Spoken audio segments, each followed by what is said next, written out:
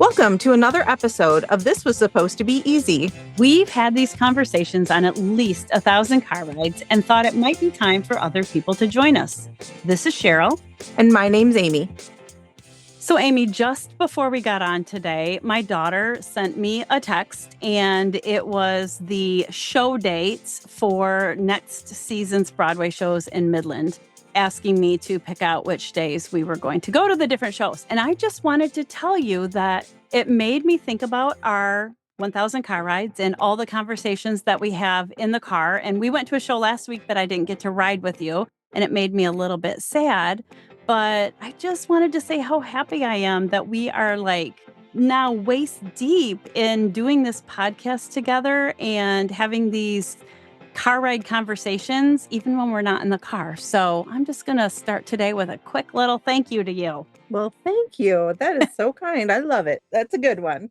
Yes. And today we are going to kind of continue on this journey of talking about these crossroads moments. We talked in one of the more recent episodes about what happens when we get to those crossroads in life where we've realized that we've outgrown the situation or where we have been, and it's time to make a decision of where to go and what that can kind of feel like. But it led to a bigger discussion about what happens when life happens and it wasn't our choice to go down one road or another.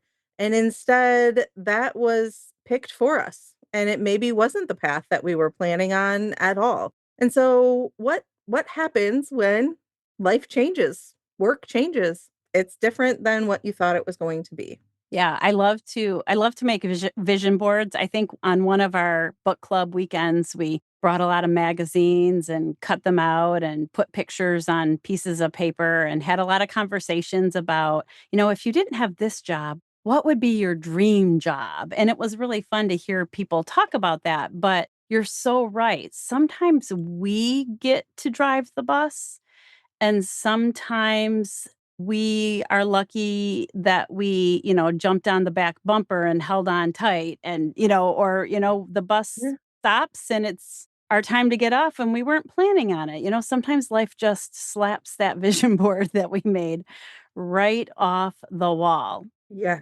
I mean, that can come in so many different ways, right? I think it could be losing a job. That's the first one that comes to my mind. It could be finding out that your partner wants a divorce. Mhm. It could be a health diagnosis, and that's actually the life just slaps the vision board off the wall story that I think I'm going to start with. And it's not necessarily my own story, but it's a family story, because about 22 maybe years ago, my father-in-law, who is a very, very active man, was feeling a lot of pain. And, over the course of a summer and a fall, just got to a point where he was walking with a cane and couldn't diagnose where the pain was actually coming from and what the cause of the pain was. And it grew so bad that actually there was this moment where just he took a step and his bone broke. And through that level of new technology being used and new diagnoses, discovered that he had a tumor in his bone of his leg and it had eaten all the way through his bone. Without really, going into all of the medical details, I think that was one of those moments, right? Like his leg was broken and it was from cancer. It wasn't from a car accident, although it could have been, right? But the question was what to do next. And, through those medical appointments and visits and second opinions and all of those things, he ended up having his leg amputated.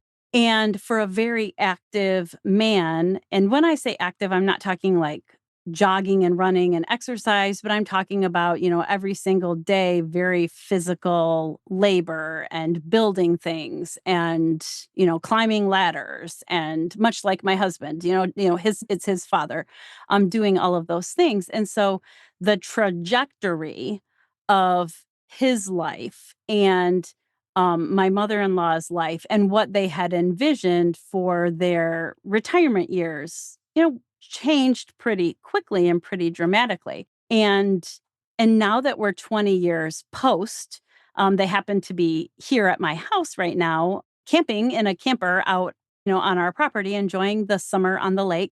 Just this morning, my mother-in-law said while we were drinking coffee, just how grateful she was that even though that medical diagnosis and the resulting amputation was not a choice, that he continued to make choices inside of that situation to maintain a very active life. And so it is nothing to see him hopping up a ladder on one foot or, kneeling on the roof next to my husband still, nailing in the shingles or whatever it is that they're working on together because they do a lot of those things together. And so, I guess I use that story just to say life can throw us some curveballs Mhm. and they can be very shocking when our life does take a sudden, unexpected turn that we didn't choose,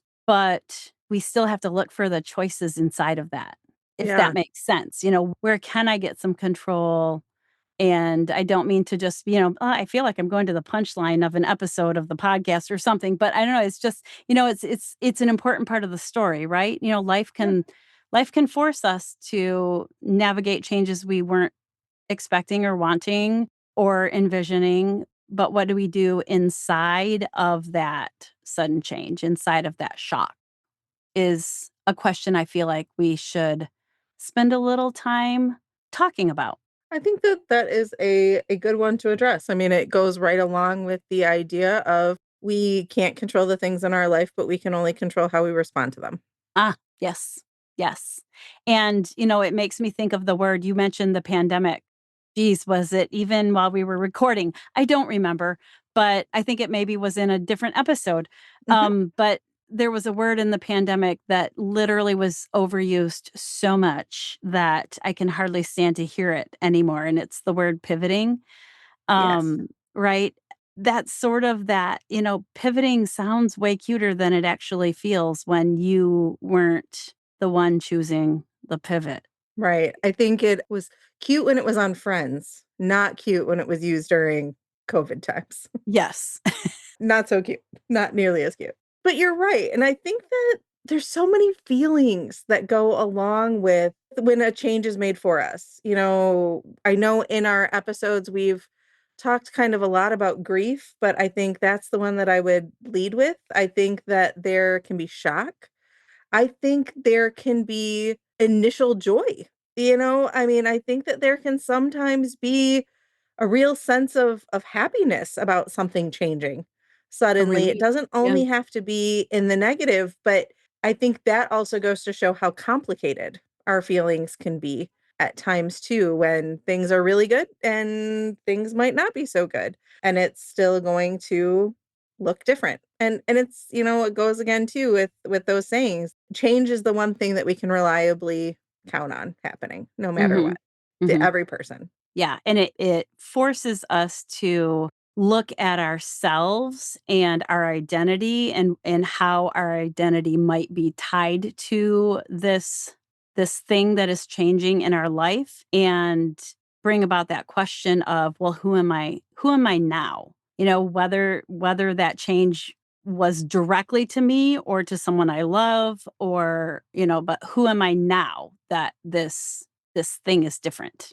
I had a situation that makes me think of a story that when I was in the early part of my career, and as you and I have talked about our early childhood careers, I was a center director and I had a lot of my identity wrapped up in that role. I was a member in the community. I ran a large center. I oversaw a staff and I was not even 30 yet and had been doing that role for quite some time. And some situations changed and layoffs happened. And it was kind of a sudden situation in that I went from having this role and having a job and having security within all of that and told that, or told, voluntold that I was going to have this role for 4 more months and then my position would no longer be as it was. And I remember grieving the loss of who I was Mm. for probably almost a year. And I think I learned in that time really to think about who I was separately than what I did. Yeah. But what I did was so much of who I saw myself as.